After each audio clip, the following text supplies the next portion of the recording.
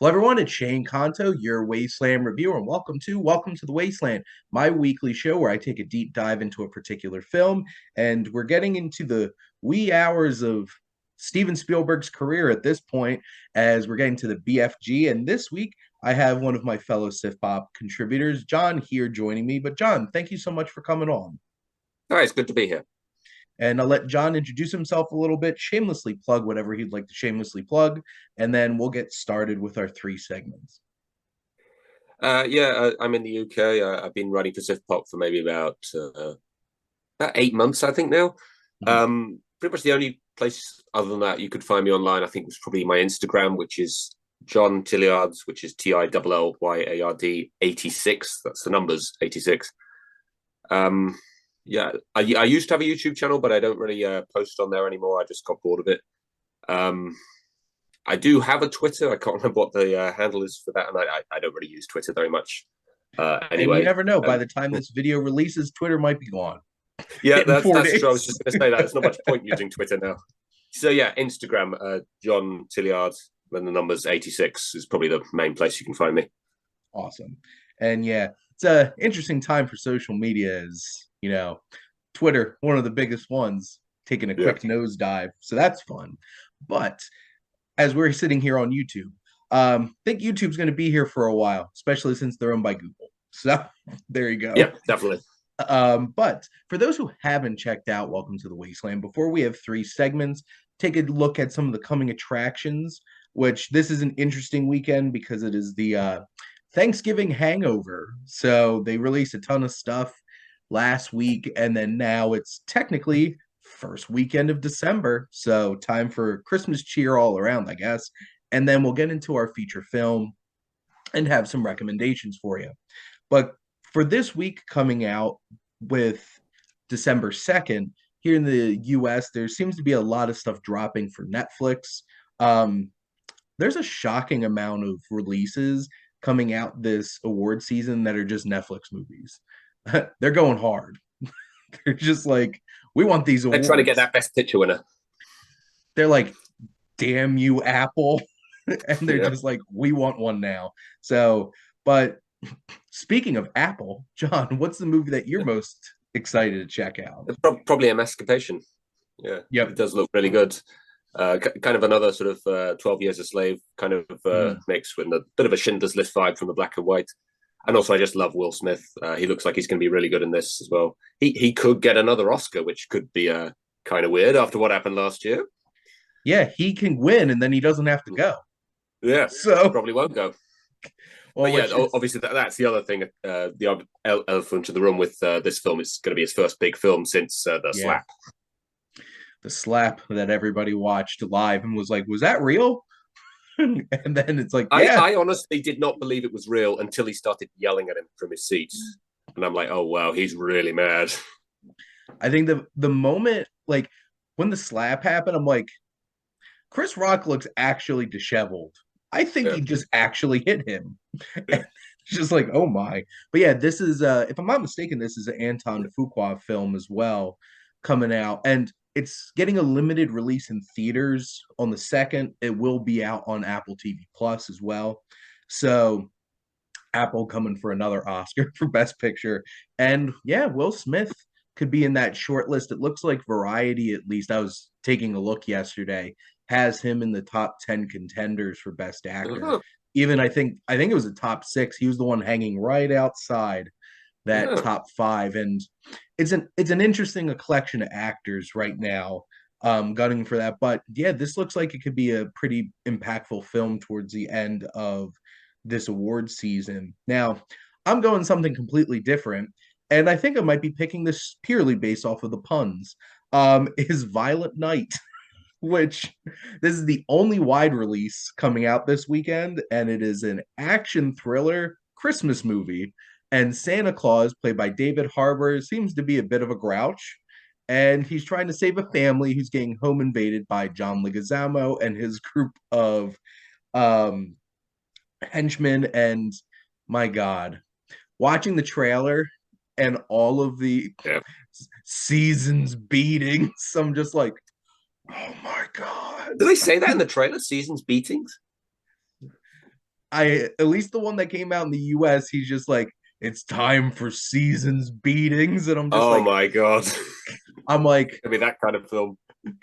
I'm like, well, at least they know this is ridiculous and they're having fun with this because there's two ways you could go about doing this, making this like a serious action movie, which they shouldn't, and going full blown, this is absurd, which they should, and it looks like it's gonna be that. So I'm kind of excited to see This how actually looked ridiculous it is. like more serious than that from the trailer I saw. It looked like a real dead serious action film, like kind But of John Wick sort of vibe.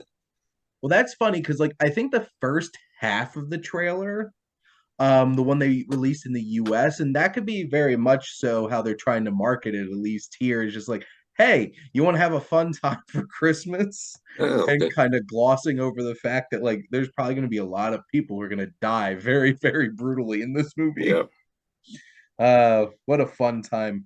Marketing could be a big thing. How you put those Yep. trailers out, just as Strange World, as it face planted into the ground this Ooh. Thanksgiving weekend and made like no money because I'm pretty sure most people didn't even know existed. So there you go. Oh, But okay. it is an interesting weekend. Netflix will have a few releases. Like I got a chance to check out Lady Chatterley's Lover. There's a new animated Christmas Carol coming out on Netflix. So Netflix will keep people busy this weekend. Always love But Carol. yep, there we go. But now shifting gears to our feature of the week, which is the BFG, which not gonna lie, this seems like one of the weirdest Spielberg movies. And if somebody told me it's like, who's the best person to adapt a Roald Dahl book, I probably would not have said Steven No, Spielberg. I wouldn't know. I did But find that really weird. yep. And my wife, I think her favorite part of this movie is calling this the big effing guy Yeah. instead of the big friendly giant. I remember when the first trailer came out, that was all anybody said in the comments. Okay, so the B obviously stands for big. The G probably stands for either giant or guy. What does the F stand for? Big effing guy. Effing guy, yeah. But so this is indeed a Roald Dahl story, adapted into a 2 hour film focusing on a young girl, Sophie, played by Ruby Barnhill, who winds up being kidnapped by what appears to be a very large giant, played by Mark Rylance, who's riding that Spielberg train after being in Bridge of Yeah. Spies, Yeah. and then taking her off to the giant world, where it turns out the BFG is kind of a runt. And then you have Jermaine Clement, who's flesh lumpy, who is the leader of the Giants, who's giant and obnoxious. And basically, it's like, how's this little girl gonna hide in the giant country? And they might have to ask the help from the British government. This is such a weird story. But John, what interests you in coming on and talking about the BFG? Mainly because I was a massive fan of Roald Dahl growing up. Mhm. Read pretty much all the books. Read this book obviously like multiple times. This is actually the second adaptation of this book. There was another animated version like back in the late 80s. Because obviously, one guy is huge and this little girl is small. In those days, you could probably only do that with animation. So I was kind of Yeah, interested in seeing a live action take on this kind of idea and seeing if they could make it look convincing. And they kind of do, but at the same time, there's certain shots where I look like, oh, that looks a little bit sort of green screen fake. yeah. But yes, also, I just love Mark Rylance. So yeah, I saw this when it came out. I don't think I have seen it since, other than preparing for this podcast. Mhm. Uh, I think it may have been on TV, and I may have caught like bits and pieces of it Mhm. when it was on like one Christmas or something. But no, I don't think before this podcast I saw it since it came out. Um, but yeah, mainly just because I'm a massive fan of Roald Dahl, and I think I've seen all his adaptations now. Yeah, I'm a huge fan of Roald Dahl too. I read a lot of his books growing up. And obviously there's a wide range of adaptations in terms of how people have interpreted his stories. We have two very different uh Charlie and the Chocolate Factory adaptations, which obviously one is very classic and iconic with Gene Wilder. And then I think Tim Burton creeped out a lot of people with his adaptation, which to be fair, is more accurate adaptation of the story. Yeah, unpopular opinion. I was going to say I kind of prefer the Tim Burton one just because it's more accurate to the book. Well, I do not like Johnny Depp in that though. that's the thing. Plop Gene Wilder in that one, and I think we have best of both worlds. Um, Yeah, probably. also screw Grandpa Joe from Willy Wonka and the Chocolate Factory.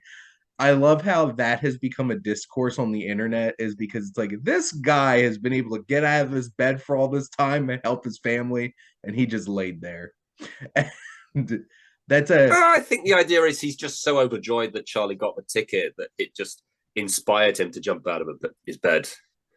I know it's supposed to be something more magical and meaningful, but Yeah, it's not what the something like internet that. thinks. So, Oh, okay. which like obviously we have a couple of witches adaptations, including the Robert Zemeckis one that came out recently, which definitely is not my favorite one. No, I didn't like. I'm a I like huge that they fixed the ending though, the Mhm. cop out ending of the original. Uh, the ending to where the new one is more accurate to the book. There you go. And The I only think thing I probably like. Really. there you go. I think my favorite adaptation of his is probably Fantastic Mr. Fox, which like obviously it adapts the first like the actual book and then goes like well beyond it, because to be fair, there's not a whole lot of story in the actual book Fantastic Mr. Yeah, that's Fox. fair. So, but I'm also a huge Wes Anderson fan. But here, Steven Spielberg brings his, trademark sensibilities to this film. And a couple of my biggest gripes right off the bat, to at least get them off my chest, is one, did this need to be 2 hours? No, definitely not. I I feel like there's at least a couple of sections that they just draw out just to make this a 2 hour movie. And Well, they added a lot of stuff yeah, basically. yeah, and I'm just like, this could have been this probably should have been like a 90-minute movie, to the point, sweetened to the point, and it's just not. There's moments where I'm just like, are we getting along now? So, Yeah, and then some of my other things, it's like I get some of these things were in the book too. The excessive use of fart jokes and like him literally yeah. I don't remember it being that excessive in the book. no, him literally rocketing himself off of a chair with a Yeah, fart was a little bridge too far for me. And I think they were and just making trying them to, green as well. yeah, I think they were just trying to show off the animation and stuff like that and the special effects. But I'm like, I didn't need that. I didn't need to see fart rockets. That's just Yeah, I mean, me. there is an animated version, like I said, and obviously the whiz popping is in that version as well. But you can't actually see it in that version; that you just sort of hear it a little bit. Yeah. The So, visualizing of it really sort of made me cringe a little bit. but there's I remember the biggest thing from the original trailer when this released was the opening moments of the film, and I thought that was great. I think that Spielberg did a great job of building up that suspense and mystery leading up to Sophie actually being taken. And I'm like, wow, like this really works. And there's for me, a lot like the Mark Rylance animation, like I think looks pretty good for a film that honestly at this point is 6 years old. And it's a tough thing trying to mix animation and like actual people's faces. And I think it does a pretty good job. They do it with a couple of the giants, and then there's some giants where they just go completely CGI on them. Like Jermaine Clement's giant does not look like him. So like they kind of pick and choose who they animate that way. I'm not familiar with any of the actors of the other giants. Actually, I'm not sure what they look like, but I actually do really like the BFG's design. He looks just like the illustrations in the book. Mhm. The other giants, actually, I'm not so keen on that. They look a bit. They don't look very intimidating. I think is maybe the main problem for me. And also, other than Flesh Lump Eater, they're not really given a huge amount of focus. Really, No. this. I mean, admittedly, there's not a huge amount of focus on the rest of them in the book. Other than, actually, I should probably say in the book, it's not Flesh Lump Eater that visits the BFG. Midway through the book, it's actually another one called the Blood Bottler. So it seemed to be like in this film was going for making Flesh Lumpy to like the bad guy, and then the other 8 were just sort of there as his minions or something, which Mhm.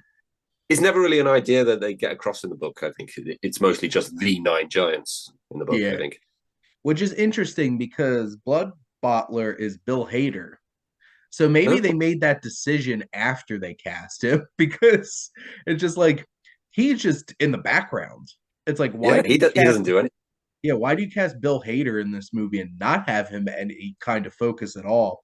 But they do really lean on Flesh Lump Eater and especially like Jermaine Clements, basically the only one out of any of the Giants who get to have any substantial anything really.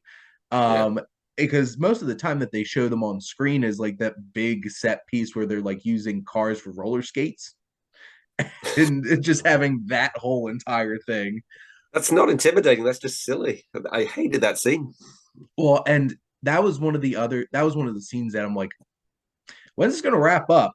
Because this just Yeah, seems like that was 100% just look, we have this CGI, let's show it off and have a yeah, big CGI action sequence and everything, which I don't feel like you needed in this because the I feel like the best parts of this film are it's really the moments between Sophie and BFG. And like that scene with like the dreams and just that was beautiful. That was a beautifully rendered scene and I feel like obviously they're the two highlights of this film and are really the heart of the film. And I feel like that's where Spielberg's being his best in those moments where it's like you could have that heart in it. yeah. Dream Country looks amazing. I really didn't like how it looked in the original animated film. It just sort of looked like a bunch of like cotton wool in the animated film, but it looks like a real sort of whimsical kind of place in this. I love the way that he gets to it as well by jumping into the water and the gravity sort of flips over. Yeah, That's so creative, and just the sort of envision the visualization of the dreams and catching them. It just looks wonderful. It looks really like a child's paradise, a place they really want to be. absolutely. And the one sequence of the film we really haven't talked about yet is when they show up to the Queen. And it's just like, hey, we need some help with these giants. And I feel like that sequence went a little too long. And I think one of it's really because like they put such a big emphasis on all the farting Yeah, in that one particular sequence. And like it's also fun to be like, oh my God, Rebecca Hall and Ray Spall are just like popping up here in yeah, these small roles. Cause like to be honest, like at that point, well, like I really know Rafe Spall because one, he's one of the Andes in Hot Fuzz. And then I really like that show Trying that they have on Apple TV Plus. So like I like him, but like he pops up for like a very tiny role in here. And then I yeah. feel like Rebecca Hall's just there to be like, hey, Sophie's gonna have a family after this. And just like, oh, that's nice. But like otherwise, like a lot of Yeah. that just felt inconsequential to me. It always seemed like a bit risky to me to actually have the Queen, a real person, like in a Yeah. work of fiction, especially if you're going to have a fart. Uh, Like demeaning her a little bit, and it's even more sort of awkward to sort of watch now that she's passed away. Um, that's very true. uh, yeah, I felt like her portrayal in the animated film was a lot more respectful. I thought, and yeah, the actress is perfectly good. I don't watch Downton Abbey. I know she's in that. Yeah, I Mhm. liked her performance, but the actual sort of way they portrayed it was a little bit awkward, I thought. And it was interesting watching this from like the perspective of an American, just being like, wow, they're making a bunch of fart jokes with the Queen, and then Yeah, realizing it's like, and it's weird to think about like this was the same Queen that was the Queen when they wrote the book, and then yeah, obviously they made yeah, they made the animated film, and then this one because Queen Elizabeth was in power for a long time. yeah. But yeah, it's my wife was at least caught like the last two-thirds of this when I was watching this on Saturday. And when the military just shows up and starts like flying these giants out, she's like, what the hell is this? And I'm like, How strong would those helicopters have to be? I don't It's insane. know. Yeah. they were some impressive military grade Yeah. aircrafts. And just like, this was an interesting choice. And just in general, like, this is such a weird story. Like, and Yeah. well, and I feel like I can definitely tell why this wasn't like a big hit for Spielberg. And like, I have a feeling like a lot of the people that I've been interacting with leading up to is like, oh, that's movie's terrible. I'm like, I'm watching this, I'm like, I don't think this is terrible. I think it's like, to Spielberg standards, like obviously one of his weaker films, but like I still had fun with it. And I think there's some really moving moments in it. Yeah, definitely the parts from the book. I just enjoyed the fact that I think it's very faithful to the book, because Mhm. I did really enjoy the book. It's funny when you're familiar with it as a kid, you don't really think about you're not very familiar with stories in general. I suppose when you're a kid, you don't really think about it being kind of weird or being kind of different from anything you've seen before. So I'm just so familiar with the story of this Yeah. film. I guess I don't think about, oh, this is bizarre. What's going on? But yeah, if I hadn't read the book and this was my first experience of the story, I probably would find it kind of bizarre. One thing they actually cut out of the film, and I think they cut out of the animated one as well, which has always seemed a bit far fetched to me, is the way that they restrain the giants at the end. Is they build a hole which is so deep that even if all nine giants stood on head to toe on top of each other, they still couldn't get out. I mean, how deep would a hole like that have to be? That's mad.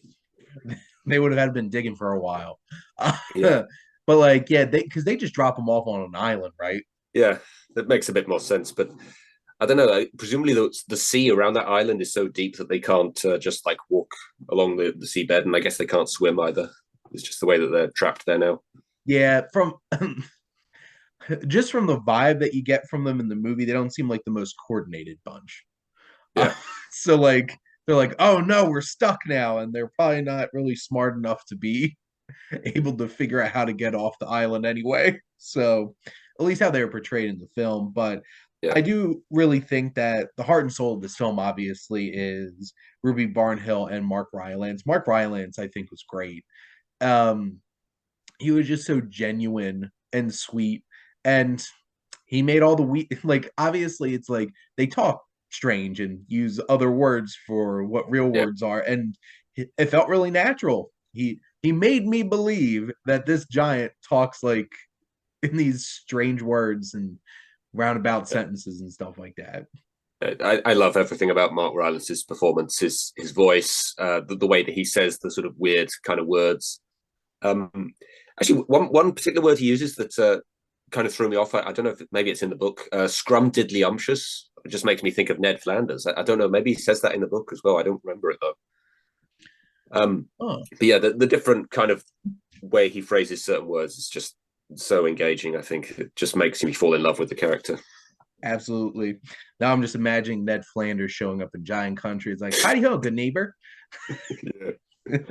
But Yeah. I guess, John, do you have any other feelings or thoughts about the BFG? If you just cut out the stuff that's not in the book and make it like you said, it should have been an hour and a half rather than 2 hours. I guess like nowadays, studios are just like all about, this has to be about 2 hours or it just will not make money. So they just had to add some stuff. And maybe remove some of like, I think, I don't know who said this. Somebody said Spielberg has this obsession with movement porn, like in all of his films. And maybe remove like some of that. Like you saw that with the riding the cars on roller skates sequence, and I think also the scene where they're trying to find Sophie in the BFG's house. There's a little bit of that as well, which I don't know. It just seemed very sort of Hollywood to me.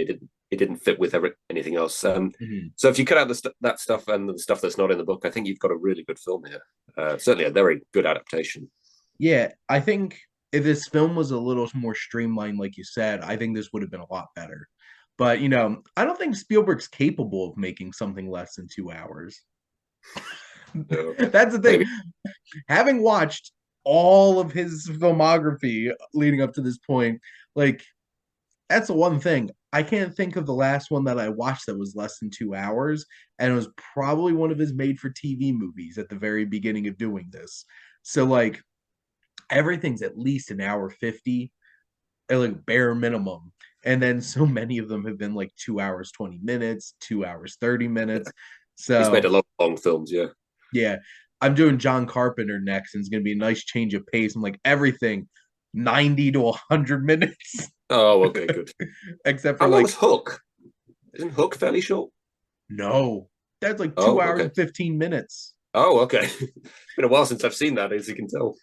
Yeah, it should have been a Yeah, lot shorter. That's yeah, that's another one where I feel like this one reminded me of Hook a lot, where it's just like there's a lot of good stuff in it. It just needed to weed through. Like you need to go through, weed out your garden a little bit, and then show off your garden. Because like there's just a ton of extra stuff, especially in Hook. Hook was probably like 40 minutes too long of just like complete ridiculousness and added in. But like I love that as a kid. I used to watch that all the time. I do. I think it would be interesting to what this would have been like if I did watch this as a kid first. But by the yeah. time this released, I was 25. So there you go. So, and this is the second time I had watched it. I didn't see this in a theater. Um, I wound up probably caught it on like Netflix or something when it was available. I might have even got this on my Netflix DVD service when I was still doing that.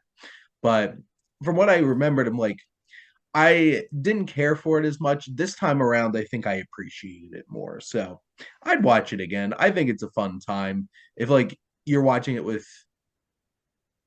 outgoing in with the expectations that like, oh my God, this is a Spielberg film. It's just like not one of his strongest, but it's still a nice time. Yeah, I would definitely recommend it if you've got kids. Certainly, it's a Yep, fun movie to watch with people. I watched this with a couple of friends and their kids, and I think they really enjoyed it as well. very good.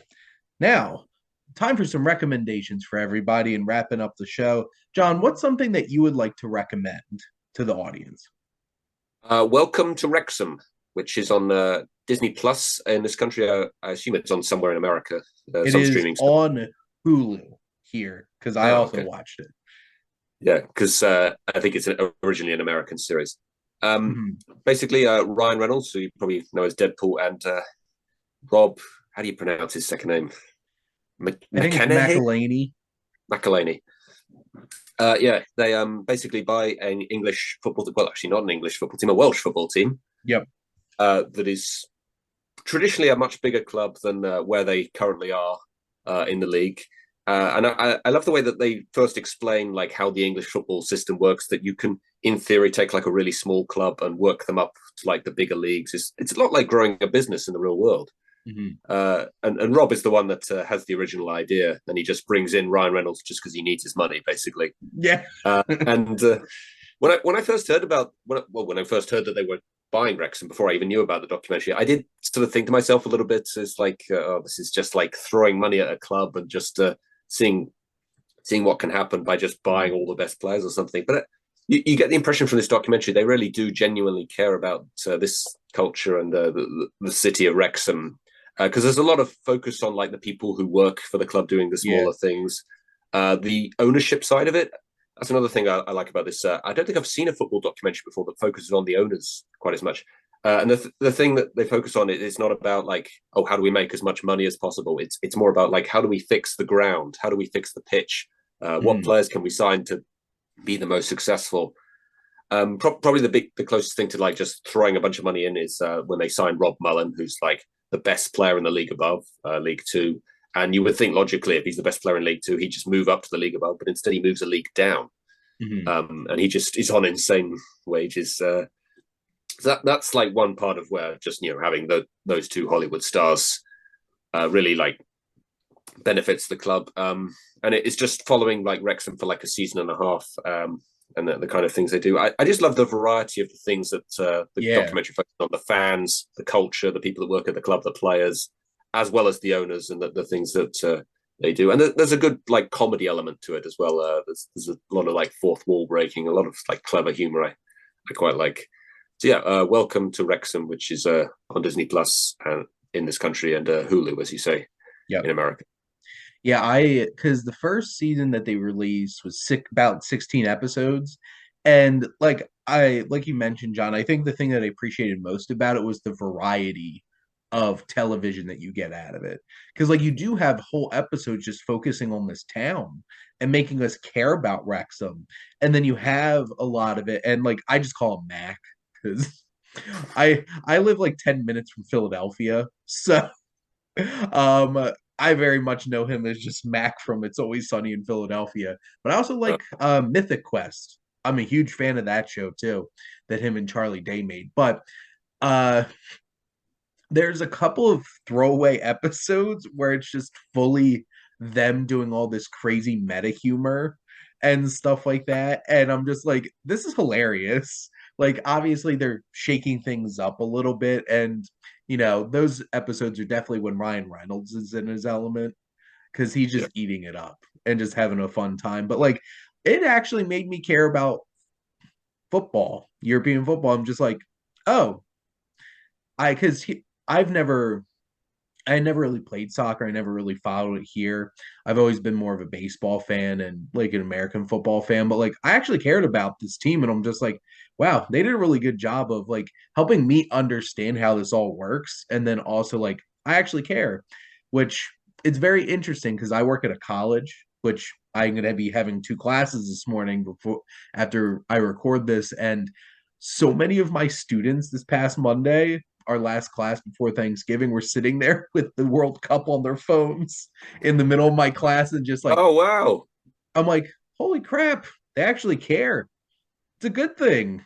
And I'm just like, they probably shouldn't be on their phones watching the World Cup while they're supposed to be learning math, but at least they care. Yeah, So it's a weird thing. I noticed like after the game on Friday, I was thinking to myself, oh god, that is just like the absolute perfect example of why you guys do not like soccer. That game was terrible. Like there was hardly any chances. But actually, I look on social media at some of the Americans' reaction to the game. They're just really happy about getting a point against like a side like England. yeah. Like, oh wow, wow, England, like one of the best teams they are. They were in the final of the Euros, and we got a point against them. It's like wow, they're not like saying soccer's boring at all. They really like it now. And it's just like, we didn't lose. Yeah, That was I feel like that was because right now they have two ties, right? At yeah, this point, I'm just like, we haven't lost. yeah. And then they play, as we're recording this on Monday, they play Iran tomorrow. Yeah. So see how they do. Um, Now I have two recommendations. One of them's a new film, and one's still a 2022 film, but I got a chance to rewatch it this weekend. Glass Onion, I got to check out in the 1 week that it's in theaters in the US because Netflix came to a deal with all the major theaters. I loved it. I was a huge fan of Knives Out. I'm a huge fan of Ryan Johnson in general. And like Looper was a sci-fi film that like blew my mind. I was a huge fan of that film. And then when I found out that Netflix paid like $450 million for two Knives Out sequels, I'm like, this seems like one of the dumbest decisions I think they've made at this point. Cause like I love Knives Out. I think it's great. But who pays $450 million to make two murder mysteries? Netflix. Netflix, apparently. Yeah. And they just straight up handed Ryan Johnson and Daniel Craig like $100 million a piece. I'm just like, what? So it was funny because I was having a conversation this weekend and somebody mentioned it's like there's only like I mentioned there's probably only going to be three media companies at some point. I was reading this article and what somebody's like Netflix is going to be one of them. I'm like, no, they're not. They're going to be dead at some point sooner rather than later because they don't know how to spend money. And They just spend money like there's no tomorrow. It's insane. exactly. And sooner or later, people aren't going to pay like $25 for a Netflix account. But Glass Onion is bigger, bolder, crazier. And where like the first Knives Out's a very isolated, this family in this house kind of thing. This is a crazy follow up. And I was on the edge of my seat. The characters are great. And I really like this basically the standouts like obviously Daniel Craig's great as Benoit Blanc, but Janelle Monáe really steals this movie, which is very interesting because they don't really show her in the trailers much. She's not really a focus. It You know what? They did the same exact thing they did with Knives Out. I didn't really expect Ana de Armas to be a big part of Knives Out movie, and then she turned out to be the main character. Yeah. So definitely recommend Glass Onion. And then I got to show my wife Everything Everywhere All at Once last night. Um, because I had seen that back when it came out in theaters and she couldn't come. And one of the weirdest movies I have ever watched in my whole entire life. But my God, is it a wonderful, like crazy thrill ride of emotions? Like that movie has no business being as emotional as it is between like the wife and husband dynamic and especially the mother-daughter dynamic Yeah, I love the going mother. on. And then oh my God, some of the action in that movie is amazing. Fanny Amazing. pack kung fu is some of the best stuff that I've seen this whole entire year. Oh man. Oh, I need to watch it again at some point. Yeah, I've not seen it since it came out. Definitely need to see that again. Seeing Glass Oh, Onion tomorrow actually as well. very nice. I hope you enjoy it. The Yeah. the Daniels, my God. Speaking of fart jokes, somehow they made a whole entire movie about a farting corpse. And it worked in Swiss Army Man. And then how do they follow that up? Everything everywhere all at once. So Right. and I was looking at, like I mentioned earlier, I was looking at the variety breakdown for the Oscars, and it seems to be getting some pretty good love. It seems to be in the top five for Best Picture Oh right wow. now. And I'm Yeah. like, please, I want to see that get a Best Picture nod. The Daniels are on like the outside looking in for director right now, it seems like. I think the two biggest contenders it looks like are Steven Spielberg, which doesn't surprise me, for the Yeah. Fablemans, and Martin McDonough for the Banshees of Inisherin, which I'm very excited about that. But I think it'd be really cool if the Daniels get nominated for Everything Everywhere All at Yeah. Once, because like how can you not honor the directors of that movie? Oh yeah, Because definitely. how the hell do you make that work? Yeah. Like just and I think bare minimum, if that doesn't get best original screenplay, I don't even Can't get know. much more original than that. No. Yeah, exactly. I don't know what you're doing. So, No. but that's a wrap here. Hopefully you have some movies to check out. Maybe you'll check out the BFG as well. I know at least in the US it's on Showtime. So like I have access to Showtime, so that's how I watched it. But It's on um Netflix. Yeah. there you go. Because I know originally it was on Netflix at some point. But John, thank you so much for coming on and joining the show. Yeah. It's, good to be here. And thank all of you out there for always tuning in and supporting your Wasteland Reviewer.